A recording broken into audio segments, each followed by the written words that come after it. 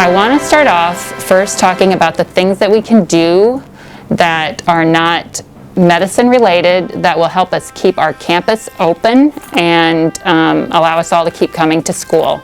And those are things called non-pharmaceutical interventions, or NPIs. And these are basically things that we all can do. We want to mitigate that. We want to keep that transmission rate as low as possible. And so we don't have a vaccine yet, and there's no medications. And so what we are doing is really focusing on the things that we can all do to help prevent the spread of the illness. When we had to close school in March, we thought maybe we might be closed an extra week. It turned out we were closed about 6 months. And we know that that was hard for a lot of people. Teachers, especially students.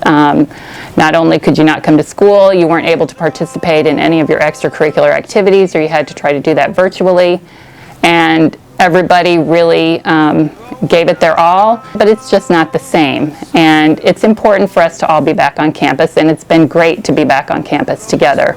It's a little scary at first because this is the most people some of us have been around in 6 months at one time, but we knew that if we worked really hard to put a lot of good policies in place, that we could all be back on campus and start returning to activities that we enjoyed before. On Bishop Lynch campus at all times, we require masks to be worn. Masks are where it's at, you guys. If everybody were wearing a mask at all times, the rate of transmission is really significantly decreased. There have several studies been done that show just from talking how many air droplets are put into the air, and somebody else without a mask can just inhale and become sick. When you have a mask on that covers both your nose and your mouth completely, that really significantly decreases that you would spread those germs to other people.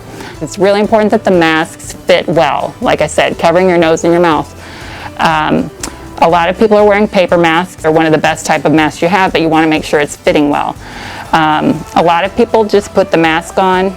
I'm going to take mine off to demonstrate.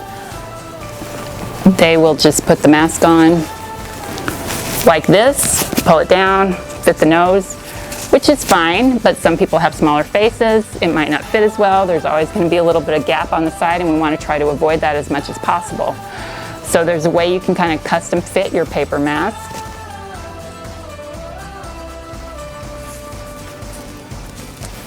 So this is a paper mask that has been fitted more to my face, and the way that I did that, anybody can do this with a paper mask, is you fold it, just fold that outside layers together in half, the loop, and make a knot, and have that knot end right at the base of the mask. So I had already done one side. You want to do that on both sides. Then you turn it back the right side out, kind of tuck in the sides,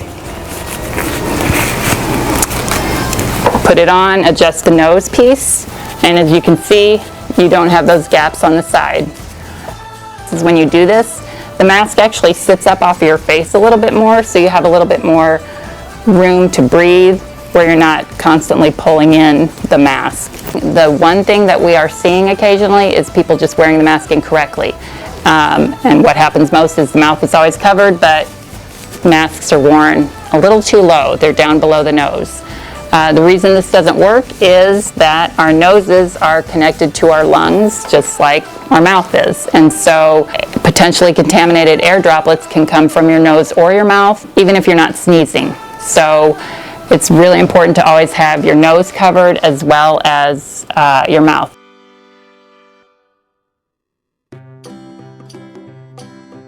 We have a large campus, but we also have a lot of people on campus. It's not always possible when we're here at school to stay 6 feet apart.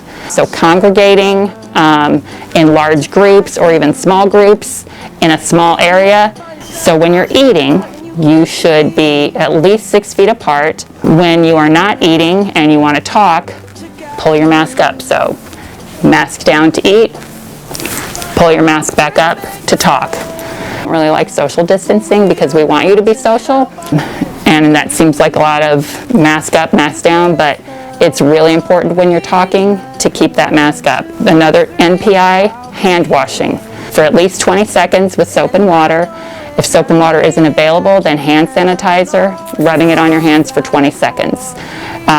The times that it's really, really important to make sure that your hands are clean are before and after you eat. Our hands touch a lot of things during the school day. There's hand sanitizer in every classroom, in every hallway, everywhere you go, so you really can't use it too much. I would encourage you to use it when you walk in the building in the morning, when you walk into your classroom, and definitely before and after you eat. When you finish eating, before you get up to go throw your trash away, pull that mask back up, throw your trash away, come back, clean your area with the spray. You've noticed the spray bottles at every table. You just spray your area with that, the plexiglass in front of you, your eating area, and leave it. It will dry and sanitize that area. So masking, hand washing, staying as far apart as possible, and not congregating. And it's hard because you want to talk to your friends and you want to hang out, and we want you to hang out. We just want you to hang out a little bit further apart. So whatever, move to a different area, go outside, keep your masks on, but sit outside a little bit further apart so that we don't have the crowded hallways. It's really a privilege to have our campus, our school doors open, and we want to keep them open. And so it's really important to practice these non-pharmaceutical interventions.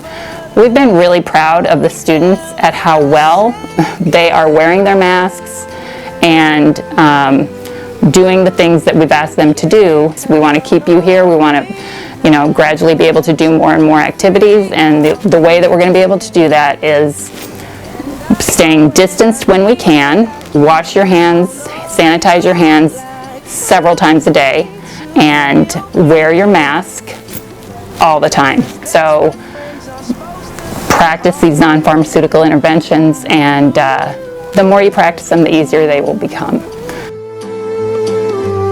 You can count on me, 'cause I can count on you.